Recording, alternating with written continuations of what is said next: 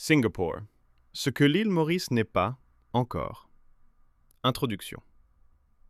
Alors que ces deux pays partagent une histoire assez similaire, marquée par un passé colonial, des tensions ethniques et un combat pour leur indépendance, leurs trajectoires économiques et politiques ne sont pas identiques et ont mené leurs peuples respectifs vers deux réalités différentes en 2026. À travers cette présentation, notre équipe va s'appuyer sur des chiffres et des données afin d'expliquer les lacunes toujours présentes à l'île Maurice en 2026 comparées à son grand frère qui semble tout réussir, Singapour. Superficie et démographie. Grand frère, mais pas en termes de superficie, car Singapour ne fait que 745 km², alors que l'île Maurice en fait 2040 km², soit environ 3 fois plus, sans compter la zone économique exclusive qui s'étend jusqu'à 2,3 millions de km². En revanche, en termes de population, Singapour compte environ 6,1 millions d'habitants, contre seulement 1,3 million pour l'île Maurice. Point similaire. Les deux pays ont une population multiculturelle et souffrent des mêmes problèmes démographiques, notamment le vieillissement de la population, un taux de natalité en déclin et une forte dépendance à la main-d'œuvre étrangère. Société et logement. Les différences commencent à se creuser, et le point de départ de cet écart n'est autre que la philosophie politique. Alors que Singapour pratique une forme d'autocratie pragmatique, l'île Maurice reste marquée par une politique partisane et idéologique. Des concepts socialistes et électoralement populistes comme le welfare state coûtent cher à l'État mauricien, tandis que Singapour a préféré adopter un productivist welfare state basé sur un principe de ciblage. L'éducation, par exemple, est relativement gratuite à l'île Maurice, tandis qu'à Singapour, elle n'est que partiellement subventionnée, ce qui explique en partie sa meilleure qualité. Assurer un logement décent pour la population reste un défi majeur pour les petits États insulaires comme l'île Maurice et Singapour.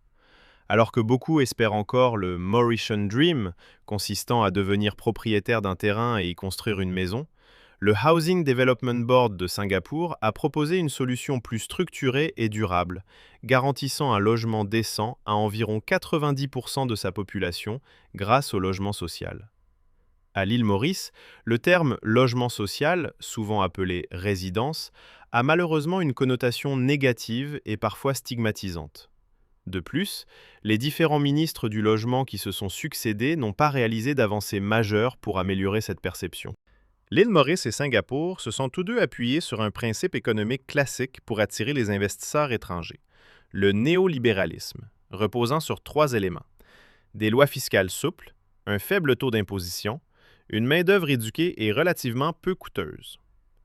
Mais pourquoi la cybercité d'ébène n'arrive-t-elle pas à rivaliser avec les métropoles qui se développent rapidement à Singapour? Tout commence avec la lenteur des procédures administratives à l'île Maurice. Alors qu'à Singapour, un investisseur peut créer et rendre opérationnelle une entreprise en moins de 3 semaines, cela peut prendre jusqu'à 12 semaines à Maurice. L'efficacité et la simplification bureaucratique de Singapour sont de niveau mondial. Ironiquement, l'île Maurice possède un potentiel économique plus élevé que Singapour si l'on considère ses ressources naturelles. Une terre agricole fertile, un climat favorable, une vaste zone économique exclusive propice au développement de l'économie bleue, ainsi que des paysages attractifs pour le tourisme. Cependant, si rien n'est fait pour développer l'autosuffisance alimentaire, le pays risque de suivre Singapour dans un aspect moins favorable, celui d'une forte dépendance aux importations alimentaires, plus de 90% à Singapour. Toutefois, Singapour investit déjà dans des solutions innovantes pour répondre à ce problème, comme l'agriculture verticale en milieu urbain. Salaire et coût de la vie.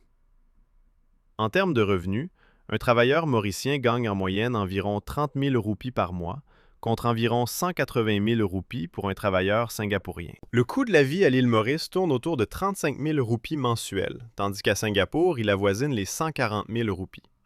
La qualité de vie globale est supérieure à Singapour, mais cela a évidemment un coût.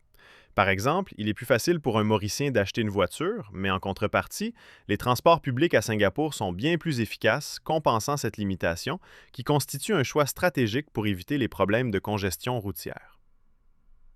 Conclusion.